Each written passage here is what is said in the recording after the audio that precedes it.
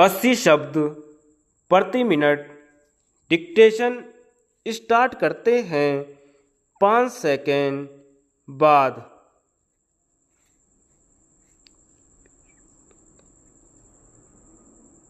अध्यक्ष महोदय, स्वतंत्र भारत के राष्ट्रीय उद्देश्यों और सामाजिक लक्ष्यों की पूर्ति के लिए और विशेषकर विकास योजनाओं को तेजी से पूरा करने के लिए सही ढंग से व्यक्तियों के प्रशिक्षण के लिए वर्तमान शिक्षा पद्धति में व्यापक परिवर्तन नितांत आवश्यक है।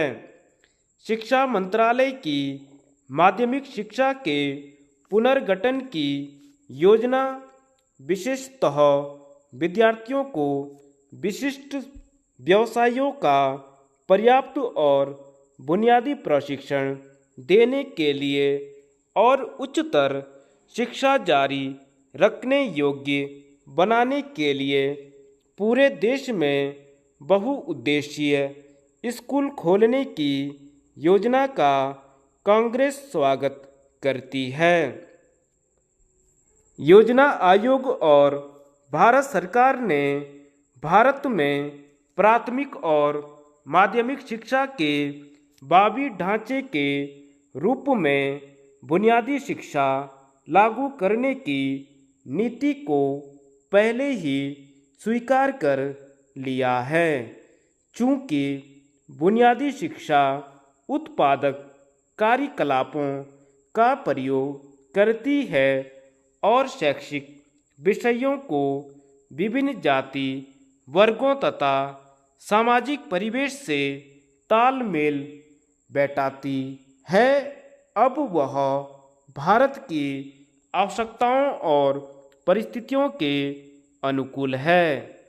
कांग्रेस सभी राज्यों सरकार से अनुरोध करती है कि इस योजना को जल्दी से जल्दी आगे बढ़ाएं ताकि 10 वर्ष में क्रमबद्ध और सुनियोजित ढंग से इसे ग्रामीण और नगर क्षेत्रों में पूरा किया जा सके।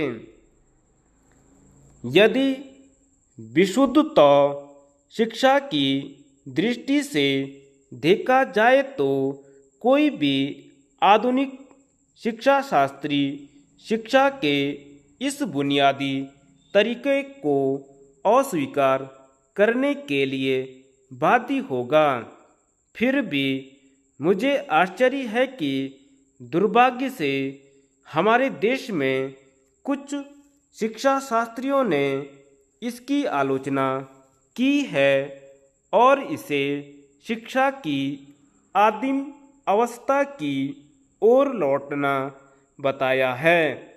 मैं केवल यही कह सकता हूँ कि उन्होंने यह समझने का कष्ट ही नहीं उठाया कि बुनियादी शिक्षा क्या है। साथ ही वे यह नहीं समझ पाए हैं कि आज भारत के उद्देश्य क्या हैं। सब जानते हैं कि पुरानी शिक्षा पद्धति लगभग 1.5 शताब्दी पहले अंग्रेजों द्वारा प्रारंभ की गई थी। उनका उद्देश्य निचले दर्जे पर देश के प्रशासन में सहायता के लिए भारतीयों को प्रशिक्षित करना था। यह सच है कि तब से हमारी शिक्षा पद्धति में उन्नति हुई है और यह भी सच है कि पुरानी शिक्षा पद्धति के समय भी भारत ने कुछ बहुत अच्छे महानुभाव पैदा किए हैं, लेकिन इसका आशय यह नहीं कि वह शिक्षा पद्धति संपूर्ण थी। यदि अवसर मिले तो भारत ज्ञान विज्ञान की विभिन्न शाखाओं में हजारों उच्च स्तरीय व्यक्ति पैदा कर सकता है, लेकिन लोगों को ऐसे अवसर नहीं मिलते। धन्यवाद।